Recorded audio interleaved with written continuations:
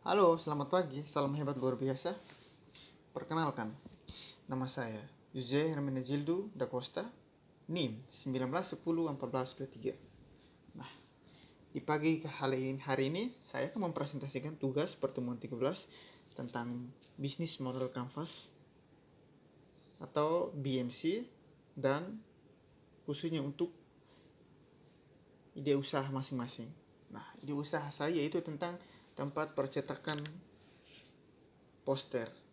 Nah, seperti yang kita tahu, model bisnis Canvas adalah kerangka kerja yang dikenal banyak untuk mendefinisikan model bisnis startup.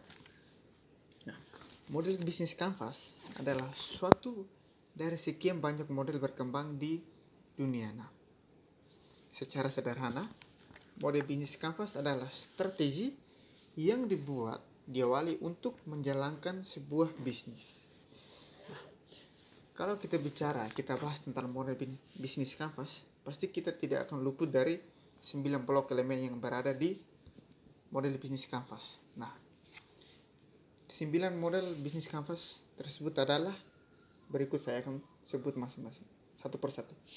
Yang pertama, customer segment atau segmentasi konsumen. Yang kedua, value proposition atau proposisi nilai konsumen. Yang ketiga, channel atau bahasa Indonesia saluran gitu.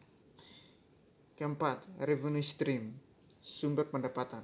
Kelima, key resource, sumber daya. Keenam, customer relationship, hubungan konsumen. Nah, ketujuh, key activity atau aktivitas yang dijalankan.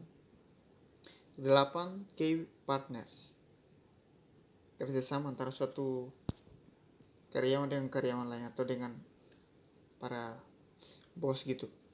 Yang kesembilan, cost struktur atau struktur biaya. Kali ini saya akan menjelaskan ide bisnis saya yang akan bersangkutan dengan 9 blok elemen dari bisnis model Canvas. Yang pertama adalah customer segment. Bagian ini menjelaskan bagi pelanggan yang bisa produktif dan bisa berdiri profil atau memiliki masalah akan dipecahkan oleh bisnis saya.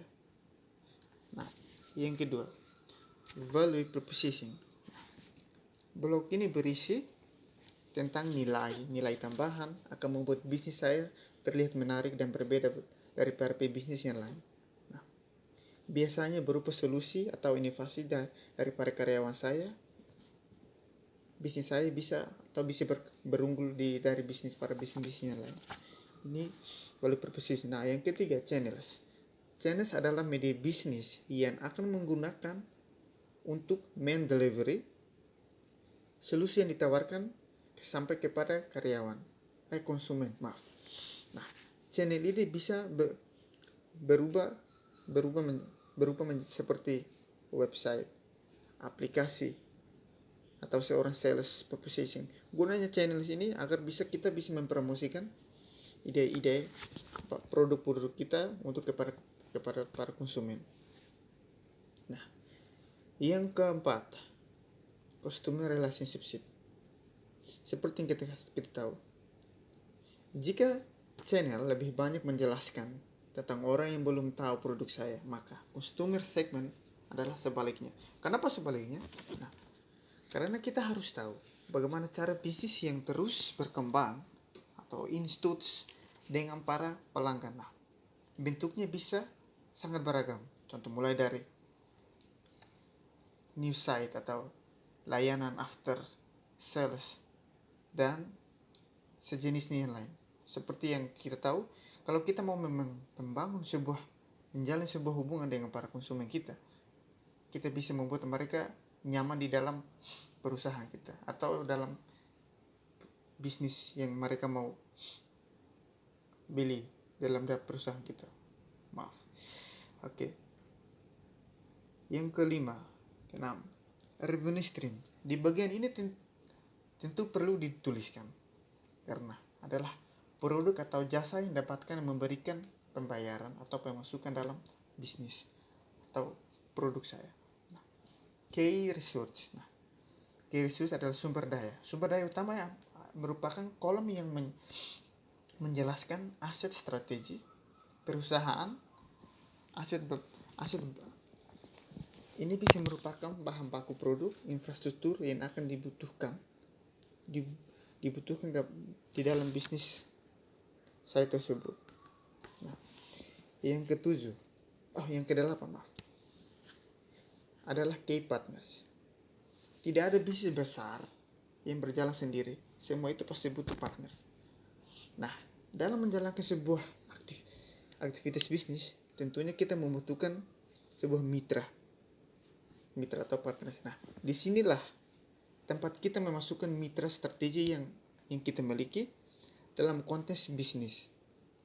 Mitra bisa berupa supplier, vendor, agensi, dan sejenisnya. Nah, yang terakhir adalah cost structure.